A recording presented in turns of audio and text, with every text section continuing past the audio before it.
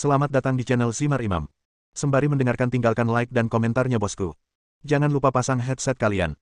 Siapkan kopi dan camilan. Lupakan pahitnya kehidupan. Mari kita dengarkan sambil rebahan. Penembak jitu terbaik. Bab 433. Ketika anak laki-laki berambut pirang itu mendengar bahwa pria botak yang berdiri di depannya adalah Direktur Sekolah Seni Bela Diri Huzi, dia langsung berdiri dengan kagum dan membungkuk.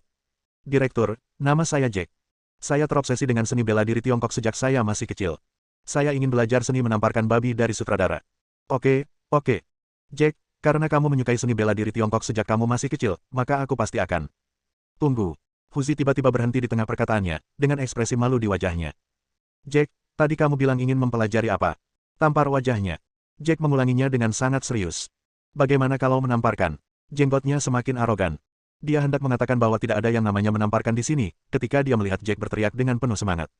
Ah, itu. Jack berjalan mengitari janggutnya, bergegas ke toko tahu yang bau, dan membungkuk hormat kepada Lian, yang sedang menyeka meja. Tuan, saya ingin belajar seni menamparkan babi. Ketika dia mendengar pihak lain mengatakan bahwa dia ingin belajar seni menamparkan babi, Lian diam-diam berteriak bahwa itu buruk. Cara menamparkan babi hanyalah sesuatu yang saya katakan dengan santai kemarin. Tanpa diduga, seseorang datang ke sini untuk mempelajarinya hari ini. Lian buru-buru menunjuk ke arah Huzi yang mengikutinya dan berkata, ini adalah Direktur Hu dari Sekolah Seni Bela Diri Huzi. Jika Anda ingin mempelajari seni bela diri Tiongkok yang asli, Anda harus memuja Direktur Hu. Jack berbalik dan memberi hormat dengan serius kepada Beard, tapi kemudian berkata kepada Lian, Guru, saya tidak ingin belajar seni bela diri lainnya, saya hanya ingin belajar seni menamparkan babi. Lian merasa malu. Saya hanya mengandalkan keluarga Beard, dan saya tidak pernah berpikir untuk membuka restoran untuk menerima murid. Sekarang seseorang datang ke rumah Anda tidak bisa begitu saja mengusir mereka yang ingin belajar darinya, bukan? Kalau begitu, janggutnya pasti akan jadi gila. Jack, bisakah kamu memberitahuku apa itu menamparkan babi? Huzi bertanya dengan sungguh-sungguh. Oh, ini trik menamparkan babi. Jack segera mengeluarkan ponselnya dan membuka video yang direkamnya kemarin. Bolehkah aku bertanya, seni bela diri apa itu? Aku menamparkan babi. Sekolah Seni Bela Diri Jenggot mengajarkan seni bela diri Tiongkok asli. Jika Anda ingin mempelajari seni bela diri Tiongkok asli, pergilah ke Sekolah Seni Bela Diri Jenggot. Setelah melihat semuanya, Huzi mengerutkan kening dan menatap Lian. Kemarilah bersamaku. Oh oke. Lian menjawab dan mengikuti Huzi ke lantai 2. Saya berpikir dalam hati, bagaimana saya bisa mengatakan bahwa kemarin saya telah menemukan tempat untuk Sekolah Seni Bela Diri Huzi, dan juga mempromosikan Sekolah Seni Bela Diri Huzi. Meskipun kamu tidak suka orang berkelahi, kamu tidak bisa mengusirku, kan? Di lantai 2, Sekolah Seni Bela Diri Jenggot. Mereka bertiga telah berlatih tinju sepanjang pagi dan hendak keluar untuk membagikan brosur lagi. Begitu mereka berjalan ke bawah, mereka mendengar seseorang berteriak bahwa mereka ingin mempelajari teknik menamparkan. Mereka berempat tahu ada yang tidak beres dan diam-diam kembali ke lantai 2. Tanpa diduga, begitu mereka duduk, mereka melihat seorang pria berjanggut dan berwajah gelap masuk. Tuan. Mereka berempat berteriak dengan suara gemetar, takut Beard akan menyalahkan mereka berempat atas pertarungan kemarin. Keluar dari sini, semuanya. Huzi memerintahkan. Ya, Tuan. Mereka berempat membungkuk dan segera menyelinap keluar, menepukkan tangan mereka ke pintu dan mendengarkan. Selain ruang latihan, sasana pencaksilat di lantai 2 juga memiliki ruang ganti kecil. Huzi membawa Lian ke ruang ganti, menutup pintu dan berkata, Xiao Anzi, bisakah kamu memberiku penjelasan? Lian memikirkannya sepanjang jalan dan masih merasa lebih baik mengatakan yang sebenarnya, jadi dia menjawab, Paman, kamu juga melihat apa yang terjadi. Kemarin, beberapa dari kami membagikan brosur, namun babi-babi pulau itulah yang memprovokasi kami dan memfitnah seni bela diri Tiongkok kami. Pada akhirnya, saya menjadi sangat marah sehingga saya memberi mereka pelajaran. Petik 2. Huzi mengangguk dan menjawab, baiklah, saya sangat senang Anda tega menjaga reputasi seni bela diri Tiongkok. Yang ingin saya tanyakan bukan soal ini, tapi apa yang terjadi dengan cara menamparkan babi. Petik 2. Aku hanya membuat omong kosong, tidak ada cara untuk menamparkan wajah babi. Lian menjawab dengan jujur. Namun Huzi menggelengkan kepalanya dengan serius dan berkata, nah, penampilan Anda menamparkan babi telah difoto. Bagaimana Anda bisa mengatakan bahwa Anda tidak memiliki seni bela diri ini? Sekarang orang-orang datang ke rumah Anda dan berkata bahwa mereka ingin mempelajari seni tersebut. Menamparkan babi. Anda ingin jika kami mengatakan tidak, maka kami tidak melakukan penipuan. Kali ini giliran Lian yang terlihat malu. Paman, keponakanku bodoh. Katakan saja apa yang kamu mau. Beard berdeham dan berkata, ayo kita lakukan ini. Jika ada yang ingin datang ke sini untuk belajar seni menamparkan babi, katakan saja Anda adalah seniman bela diri di Sekolah Seni Bela Diri Huzi saya dan biarkan mereka masuk ke Sekolah Seni Bela Diri Huzi saya untuk belajar. Tentu saja menamparkan babi adalah seni bela diri yang sangat maju. Jika Anda ingin belajar menamparkan babi, Anda harus belajar dari dasar. Jika saatnya tiba, saya akan mengajari mereka hukuman yang paling otentik. Bagaimana dengan itu? Petik 2. Lian tertegun sejenak. Ternyata begitulah yang dipikirkan Huzi, dan ia menggunakan cara menamparkan babi untuk merekrut siswa. Paman, Kalau begitu, bukankah mungkin menukar kepala domba dengan daging anjing dan menipu konsumen? Lian berseru. Huhu berkata dengan wajah datar, bagaimana ini bisa dianggap menipu konsumen? Izinkan saya bertanya, apakah latihan menamparkan babi merupakan seni bela diri Tiongkok? Petik 2. Lian mengangguk. Dia mempelajari seni bela diri Tiongkok yang paling otentik, jadi menamparkan babi tentu saja berarti. Karena metode menamparkan babi adalah seni bela diri Tiongkok, Jack datang ke sini untuk mempelajari metode menamparkan babi, yang berarti dia ingin mempelajari seni bela diri Tiongkok yang paling otentik. Hukuan saya adalah seni bela diri Tiongkok yang paling otentik. Jika mereka ingin mempelajari seni bela diri Tiongkok yang paling otentik, mereka ingin mempelajari hukuan saya. Saat saya mengajari mereka hukuan, saya mengajarkan seni bela diri Tiongkok yang paling otentik, dan saya juga mempromosikan seni bela diri Tiongkok. Apakah ini benar? Petik 2. Beard berkhotbah dalam satu tarikan napas. Lian sedikit pusing. Mengapa dia merasa otaknya tidak mencukupi hari ini? Tentu. Jack datang ke sini untuk belajar darimu, dan aku tidak bisa membiarkanmu menderita. Bagaimana kalau aku memberimu 10% dari biaya sekolah? Jangan terlalu sedikit. Semua yang Anda makan, minum, dan gunakan di sini, termasuk biaya sekolah, semuanya ditanggung oleh saya. Jika Anda tidak keberatan, maka masalah tersebut diselesaikan. Mulai sekarang, setiap merekrut seseorang yang ingin belajar seni menamparkan babi, Anda akan mendapat 10% dari biaya sekolah. Petik 2. Setelah Huzi mengatakan ini, dia membuka pintu dan keluar tanpa memberi Lian ruang untuk tawar-menawar. Melihat sosok Huhu yang pergi, Lian hanya memikirkan dua kata. Mencatut. Ketika Lian turun dari lantai 2, Jack memberi hormat kepada Huzi dengan antusias dan memanggilnya, Tuan. Setelah melihat Lian, dia memanggilnya, Tuan Li. Hu Jing berdiri di samping dan terlihat sangat marah. Dia jelas tidak menyetujui tindakan ayahnya, tetapi dia tidak berani meremehkannya secara terbuka. Ketika dia melewati Lian, dia mengucapkan dua kata, hooligan. Lian merasakan jantungnya berdebar kencang. Ayahmu yang melakukan semua ini, kenapa aku menjadi gangster lagi? Li San, Wang Long, dan Wang Hu semuanya mengacungkan jempol kepada Lian, tapi Zhao Jian tampak tertekan. Jack sekarang adalah adik laki-laki mereka, tapi dia memanggil Lian Master Li, jadi mereka harus memanggil Lian Master Li. Generasi ini tiba-tiba satu tingkat lebih rendah. Bab 434. Setelah mengumpulkan uang sekolah Jack dan mengeluarkan tanda terima sasana bela diri, prosedur penerimaan selesai. Jack resmi menjadi murid sekolah seni bela diri Beard. Huzi berpikir bahwa menerima Jack sebagai murid hari ini saja sudah cukup, tetapi begitu dia turun, dia melihat dua orang berdiri di depan toko tahu yang bau. Saat ditanyai, ternyata kedua orang ini juga datang untuk belajar seni menamparkan babi. Tak lama kemudian, mereka ditipu oleh Huzi untuk membayar uang sekolah dan memasuki sekolah seni bela diri Huzi. Nyatanya, Huzi tidak banyak bicara, ia hanya meminta Lian berkeliling di depan para siswa, dan mereka yang datang untuk belajar seni menamparkan babi dengan patuh membayar uangnya. Suatu sore, Huzi tidak pergi kemana-mana, dan urusan toko tahu bau belum selesai. Dalam kata-kata Huzi sendiri, dia mempromosikan seni bela diri Tiongkok. Di masa depan, dia akan dengan serius mengajarkan seni bela diri kepada siswa dan membuka toko tahu bau. Faktanya, Huzi sangat lunak dalam mengumpulkan uang sore ini. Pada suatu waktu, 20 orang, berusia antara 12 hingga 40 tahun, bergabung dengan Huhu untuk membuka studio belajar. Awalnya, ada ruang gym seni bela diri di lantai 2, dan itu tepat bagi Zhao Jian dan mereka berempat untuk berlatih tinju di sini. Sekarang tiba-tiba ada 20 orang di sana, aula seni bela diri Huzi tampak penuh sesak dan tidak mungkin untuk berlatih tinju.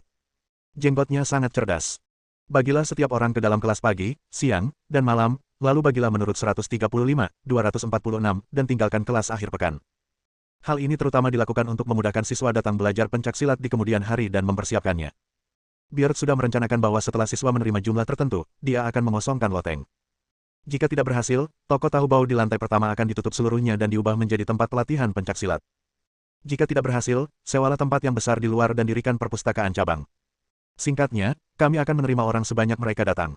Untuk mempromosikan seni bela diri Tiongkok, tentu saja semakin banyak orang yang datang untuk belajar, semakin baik. Hehe. Lian diam-diam tersenyum, mengira Huzi mengumpulkan lebih banyak uang. Malam itu, Beard dan Ang Li mencapai kesepakatan baru. Artinya, Lian memiliki identitas tambahan, Guru Li. Mulai sekarang, setiap kelas harus menghabiskan setidaknya satu waktu kelas dalam seminggu untuk mengajar. Kalau tidak, jika saya baru saja bertemu Ang Li saat mengumpulkan uang dan tidak ada yang mengajarinya, metode menamparkan babi, bukankah dia benar-benar pembohong? Sebagai kompensasinya, bagian Ang Li dinaikkan dari 10% menjadi 20%. Li Anxin mengambil bagiannya dengan wajar. Pertama-tama, para siswa ini datang ke sekolah seni bela diri Huzi untuk belajar seni bela diri karena dia. Kedua, jika Anda mengambil kelas sendiri, itu berarti Anda sudah mengeluarkan keringat, dan Anda harus dibayar. Terakhir, jika saya memang ingin tinggal di Los Angeles beberapa tahun untuk mendapatkan ijazah dari Los Angeles University, saya tidak bisa hidup tanpa uang sepeser pun, bukan? Mereka yang makan janggut, minum janggut, dan menggunakan janggut, lalu meminta uang kepada orang lain, Ang Li tidak bisa melakukannya. Kini, setidaknya masalah sumber daya keuangan sudah teratasi. Keesokan paginya, setelah sarapan, Ang Lee mengambil portofolio berisi informasi dan bersiap berangkat ke Universitas Los Angeles untuk melapor. Nak, jangan ikuti aku. Hu Jing, yang sedang berjalan di depan, tiba-tiba berkhotbah. Lian terdiam beberapa saat. Saudari, Anda belajar di Universitas Los Angeles, dan saya juga akan ke Universitas Los Angeles untuk melapor. Bisakah Anda semua mampir? Mengapa saya mengikuti Anda? Pria baik tidak berkelahi dengan wanita. Jika Anda tidak mampu untuk menyinggung perasaan, apakah Anda masih mampu untuk bersembunyi? Lian diam dan berdiri di sana, ingin menunggu sampai Hu Jing pergi sebelum pergi. Bagaimanapun, Hua Guosheng memiliki kereta bawah tanah langsung ke Luosheng. Transportasinya sangat nyaman, dan Anda tidak perlu khawatir tersesat. Saudaraku, maafkan aku terlambat. Lisan bergegas turun dari lantai 2, masih memegang adonan goreng di mulutnya, dan kepalanya dipenuhi keringat. Lian melihat Lisan membawa tas sekolah dan bertanya, apakah kamu pergi ke sekolah? Lisan mengangguk dan berkata, ya. Saudaraku, saya juga belajar di Universitas Luosheng. Guru meminta saya untuk membawa Anda ke sana bersama saya. Mata Lian membelalak tak percaya. Universitas Luosheng dianggap sebagai institusi pendidikan tinggi. Jika Lisan masuk Universitas Luosheng dengan kekuatannya sendiri, prestasi akademisnya pasti akan dianggap yang terbaik. Dulu saya mengira Lisan buruk dalam seni bela diri dan cerewet, tapi sekarang sepertinya orang benar-benar tidak bisa dinilai dari penampilannya. Hei, kakak perempuan, kenapa kamu tidak turun hari ini? Lisan melihat ke bawah pada saat itu, lalu melihat ke atas lagi. Oh, dia sudah pergi, ayo pergi juga. Sudah pergi. Aneh sekali. Kakak perempuan senior akan pergi bersamaku di masa lalu. Kenapa dia pergi sendiri hari ini? Lisan berkata dengan rasa ingin tahu. Lian tidak bisa mengatakan bahwa Hu Jing tidak ingin bersamanya, bukan? Jadi dia berkata, mungkin ada sesuatu yang mendesak. Ini sudah larut, ayo pergi. Oh, baiklah. Lisan mengangguk.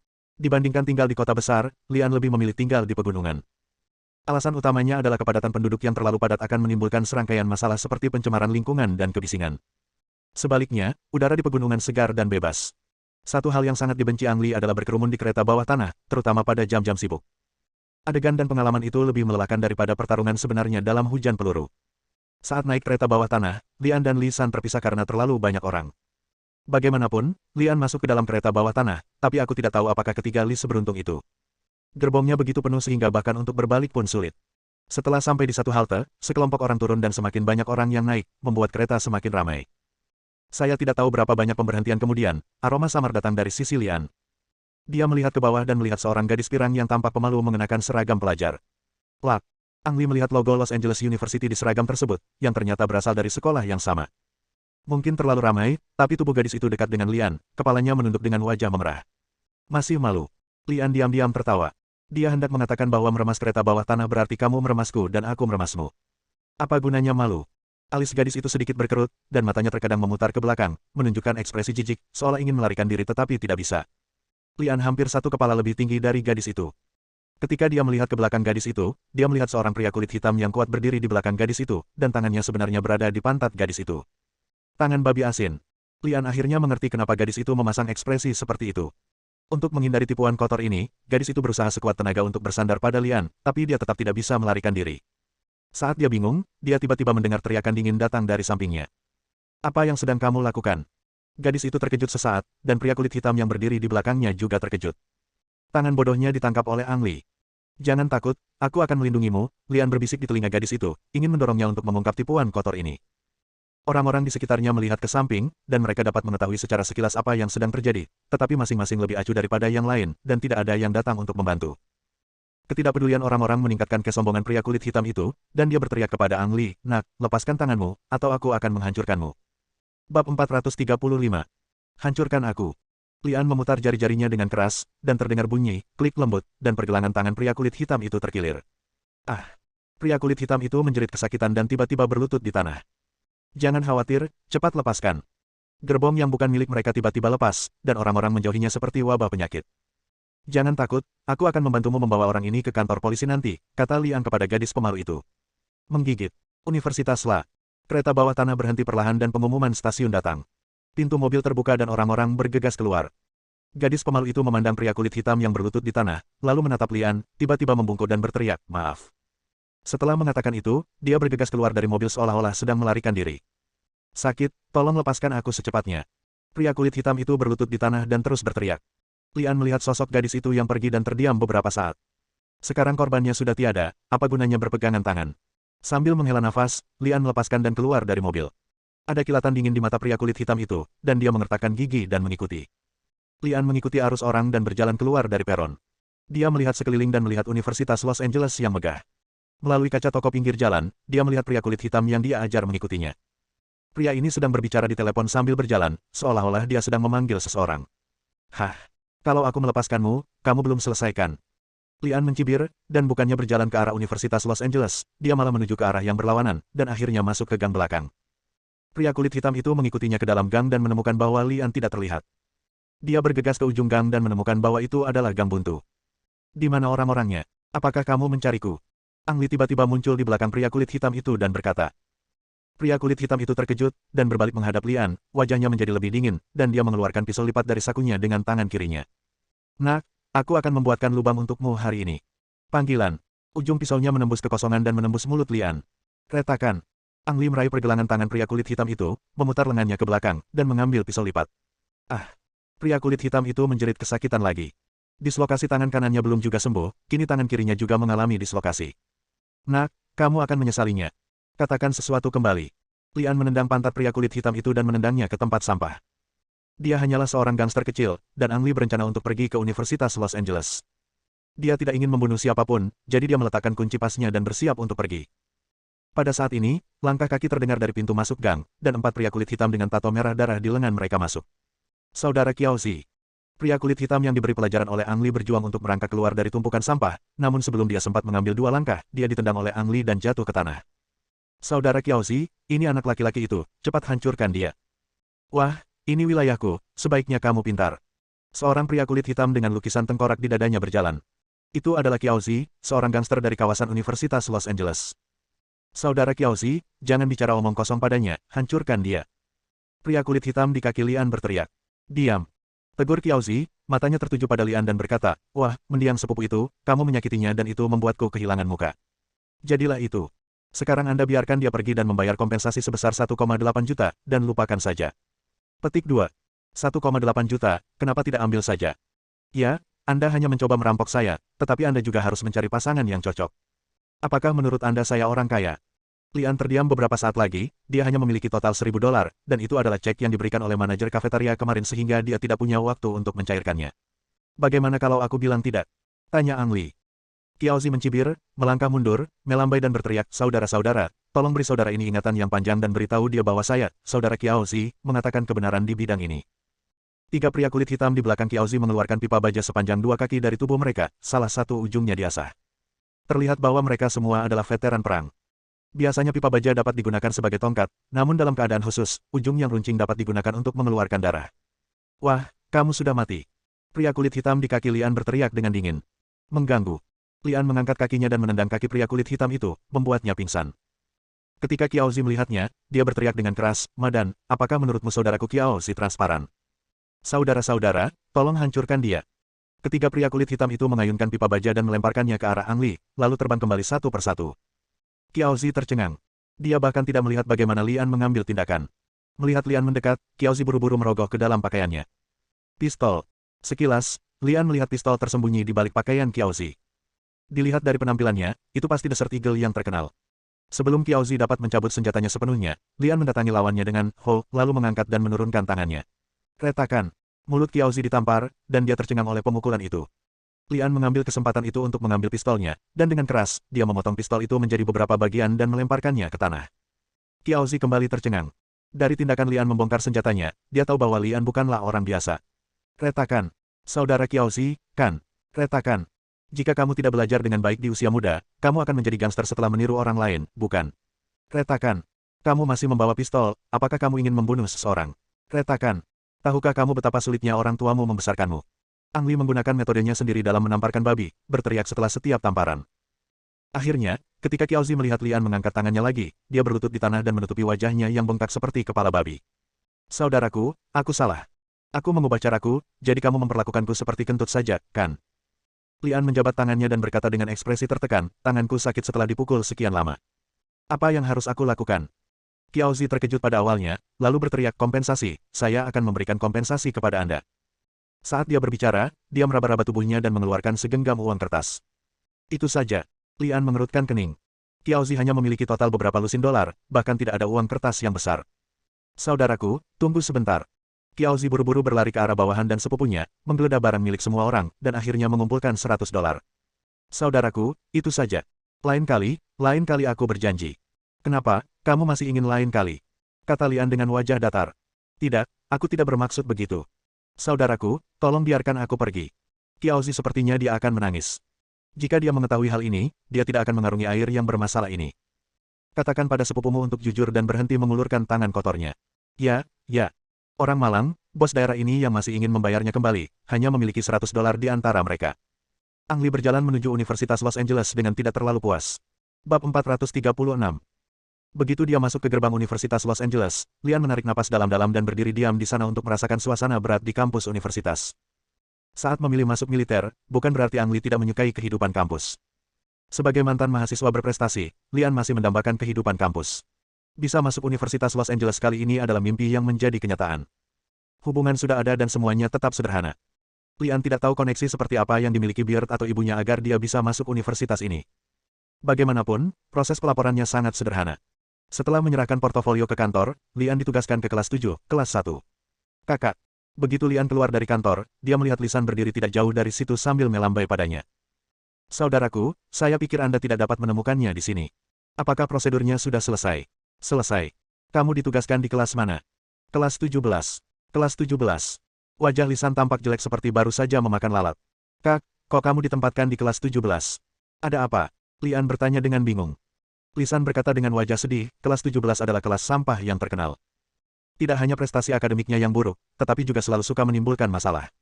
Disebut juga kelas setan. Tidak. Saudaraku, ayo pergi, bicara dengan guru dan lihat apakah kami dapat memindahkanmu ke kelas lain. Petik 2. Tidak perlu bersusah payah, beritahu aku di mana kelas 17 berada. Lian berkata dengan acuh tak acuh. Oke. Saudaraku, aku di kelas 18, kelas di sebelahmu. Jika terjadi sesuatu, kamu bisa pergi ke aku. Jika kamu tidak dapat menemukanku, maka kamu bisa pergi ke kakak senior, kata Lisan. Hu Jing. Apakah dia sangat baik di sekolah ini? Lian bertanya. Lisan berkata dengan bangga, kakak senior adalah siswa terbaik. Dia berada di peringkat 3 teratas di setiap ujian, dan dia juga wakil presiden serikat siswa. Catatan, Universitas Los Angeles dan pengaturan di dalamnya sepenuhnya fiktif. Mohon jangan mengaitkannya dengan kenyataan. Ayolah, Hu Jing hebat sekali. Lian sedikit terkejut. Sambil berbincang, mereka berdua sampai di depan pintu kelas 17. Sekarang waktunya kelas hampir habis. Bisa dikatakan semua siswa di kelas lain ada di sini, namun tidak sampai separuh siswa di kelas 1 dan 7 ada. Kotor, berantakan dan miskin. 3 kata ini sempurna untuk menggambarkan kelas 17. Hanya berdiri di depan pintu, Lian melihat sampah di mana-mana di kelas 17. Siswa berkumpul berdua atau bertiga untuk mengobrol dan bermain, dan tidak ada yang belajar. Bagaimana orang seperti ini bisa masuk ke Universitas La? Lian curiga semua orang di kelas 17 berasal dari keluarga yang memiliki hubungan baik. Kalau tidak, bagaimana mungkin mereka bisa diterima di Universitas Los Angeles berdasarkan penampilan mereka? Saudaraku, kelas 17 tidak seburuk itu. Setidaknya kepala sekolah diakui sebagai guru di sekolah. Lisan menyodok Lian dengan lengannya dan tersenyum seperti yang kamu tahu. Saya pernah mendengar tentang kecantikan kelas dan keindahan sekolah, tetapi ini pertama kalinya saya mendengar tentang kecantikan guru. Yang tercantik di antara para guru. Saat mereka sedang berbicara, Lisan tiba-tiba tampak seperti seekor kucing yang melihat seekor tikus. Saudaraku, aku tidak akan berbicara denganmu lagi, aku harus pergi ke kelas. Melihat ke belakang, Lian melihat seorang guru laki-laki berkacamata memasuki kelas 18. Dia seharusnya menjadi kepala sekolah di kelas 8. Pantas saja Lisan begitu ketakutan. Lian masuk ke ruang kelas 17, melihat sekeliling dan menyadari bahwa dia telah salah paham. Bukan berarti tidak ada satupun siswa yang belajar di kelas. Anak laki-laki berambut hitam yang duduk di barisan depan sedang membaca buku dengan kepala tertunduk. Dia memiliki kacamata miopia berat di pangkal hidungnya. 3 pria berambut kuning berjalan mengelilingi pria berambut hitam itu. Salah satu dari mereka mengulurkan tangan dan meraih kacamata pria berambut hitam itu dan bercanda, "Chen, nilaimu sudah menjadi yang pertama di kelas. Apa maksudmu bekerja begitu keras?" Tanda tanya. Kamu ingin membuktikannya. Kamu satu-satunya yang belajar di kelas ini, apakah kita semua sampah? Daftar. Cina. Lian awalnya tidak ingin ikut campur dalam urusan orang lain, tetapi ketika dia mengetahui bahwa pria berambut hitam itu adalah orang Tionghoa, dia menjadi lebih perhatian. Tidak, aku. Aku hanya ingin membaca buku. Chen Yong terlihat sangat pengecut. Jadi kamu suka membaca, coba saya lihat buku apa yang kamu baca. Shakespeare. Apa, kamu ingin menjadi penulis? Bah, kenapa kamu tidak buang air kecil dan bercermin, kamu masih ingin menjadi penulis? Tanda tanya. Petik 2. Jika kamu tidak mencobanya, bagaimana kamu tahu itu tidak berhasil? X, menurutku kamu bisa melakukannya jika kamu tidak bisa melakukannya, atau kamu bisa melakukannya, mengerti? Jelas sekali. Apakah ada orang yang menindas orang seperti ini? Tidak apa-apa kalau tidak belajar, kenapa tidak izinkan orang lain belajar? Lian tidak tahan lagi, jadi dia berjalan mendekat dan berteriak, Chen, jadi kamu di sini. Tiga pria berambut kuning sedang menindas Chen Yong, dan tiba-tiba mereka terlihat sangat tidak senang saat Lian menerobos masuk. Siapa kamu? Hei, kenapa orang ini mirip Chen? Chen, apakah dia saudaramu?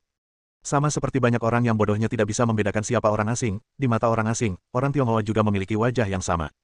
Chen, kamu tidak boleh seperti ini. Jika seseorang menindasmu, kamu harus melawan, jika tidak mereka akan terus menindasmu. Lian menguliahi dengan wajah datar. Melawan dia kembali. Chen Yong tertegun sejenak dan menatap ketiga rambut kuning itu dengan takut-takut. Bukan berarti ketiga orang asing itu tidak bisa mengerti satupun bahasa Mandarin, setidaknya mereka mengerti pengetikannya, dan mereka langsung merasa kesal. Anak nakal, dari mana asalmu? Tahukah kamu siapa aku? Izinkan saya memberitahu Anda, nama saya Kevin, dan saya adalah bos kelas 17. Petik 2. Orang yang berbicara itu jelas masih muda, tetapi rambutnya disisir ke belakang dan terlihat seperti bos. Saat berbicara, dia suka mengarahkan jari telunjuk kanannya ke lawan bicara. Maaf, aku terlambat, aku minta maaf. Sebuah suara datang dari pintu, dan seorang gadis berambut pendek muncul di kelas sambil memegang setumpuk makanan. Dia kemudian membagikan tumpukan makanan tersebut kepada para gadis, mengangguk dan membungkuk untuk meminta maaf. Ini tidak mungkin suatu kebetulan, bukan? Sekilas Lian mengenali bahwa wanita pengecut ini adalah gadis yang dia selamatkan dari babi asin. Dia dan Chen di depannya hanyalah dua pengecut dari kelas 17. Pantas saja semua orang menindas mereka. Cincin, dering, dering. Bel kelas berbunyi, namun siswa di kelas 1 dan 7 tidak menunjukkan sikap menahan diri sampai seorang guru wanita jangkung dengan kuncir kuda yang mirip Barbie masuk sambil memegang buku. Dia adalah Elizabeth, kepala sekolah kelas 17. Elizabeth belum berusia 25 tahun dan memiliki kulit yang kencang dan cerah. Belum lagi laki-laki, bahkan perempuan pun akan menunjukkan tatapan berapi-api saat melihatnya. Saat Elizabeth masuk, kelas langsung menjadi sunyi. Mengapa kelasnya sangat berantakan? Elizabeth sedikit mengernyit saat dia melihat sampah di dalam ruangan. Kevin langsung berteriak, siapa yang membuat kelas seperti ini? Beri kamu waktu 3 menit untuk segera membersihkan kelas. Saya harus mengatakan bahwa perkataan Kevin sangat penting di kelas ini. Begitu dia buka mulut, semua orang mulai bergerak dan membersihkan sampah di kamar secepat mungkin. Urusan kita belum selesai, bisik Kevin pada Ang Li. Bersambung.